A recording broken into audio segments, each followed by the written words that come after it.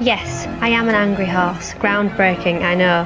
But although it does not appear possible, I was once lulled, a long time ago, lulled into falsity and fallacy that stole my ammunition, but I am fully loaded now because eventually my pacification began to crack, and I began to feel a serene but sickening sensation that came with realising my mind was free, but my body was not, and it would never be free. And it felt like I was falling down from a great height at speed, falling far from the unchallenged expectations that define and confine our world.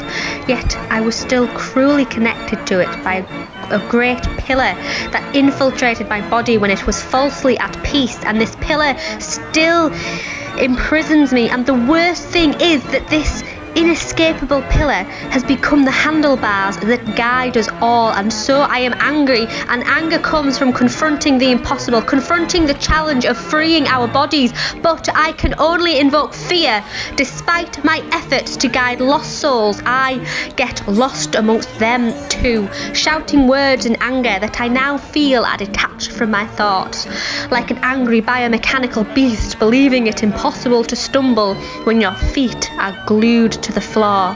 And I think maybe this is why, so optimistically, I once dreamed of being a superhero like Batman or Catwoman. I still have my suit, but now, ironically, my riders need saving from me, as too often I forget why I am angry, and I am more likely to entrap bodies now than free them.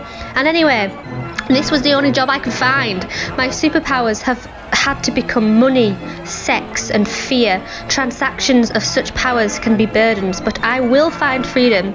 I must, because I am fantasy, I am fetish, I am excitement and longing, and finally I am release, but only after suffering.